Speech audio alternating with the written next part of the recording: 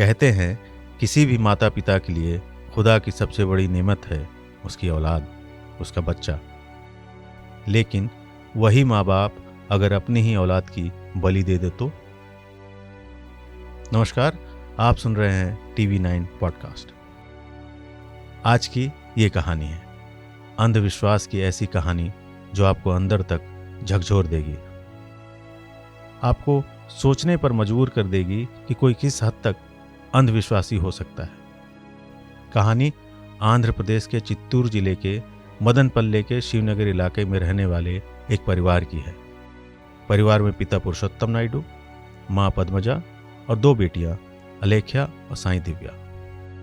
पुरुषोत्तम मदनपल्ले के government women degree college के vice principal हैं और पद्मजा IIT गोल्ड मेडलिस्ट हैं।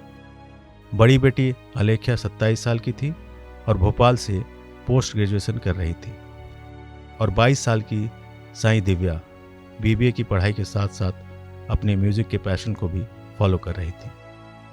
दोनों बेटियां कोरोना महामारी के चलते देश में लगाए गए लॉकडाउन के दौरान घर आई थीं। बीते रविवार की बात है, रात का समय था। पुरुषोत्तम और पद्मजा के घर से चिल्लाने की आवाज़ें आने लगीं।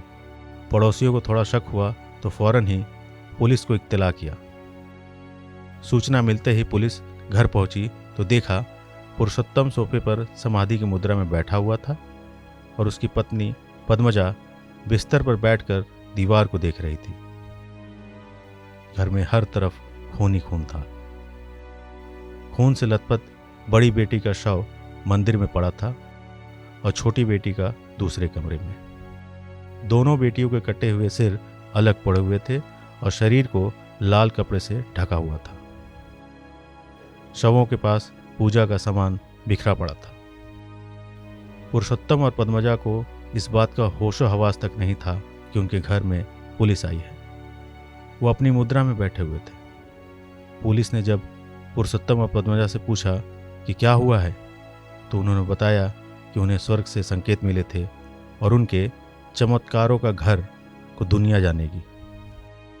ये मूर्ख दंपत्ति अपनी दोनों बेटियों के शरीर से दुष्ट आत्मा को निकालने का अनुष्ठान कर रहा था, जिसके चलते उन्होंने पहले अपनी छोटी बेटी को त्रिशूल से मारा और इसके बाद अपनी बड़ी बेटी के मुंह पर तांबे का बर्तन रख दिया और उस पर डंबल से चोट की, जिसके कारण उसकी मौत हो गई। ये दोनों पुलिस से बस एक रात का समय मांग रहे थे, जिससे ये अपनी दोनों बेटियों को वापस जिंदा कर सके।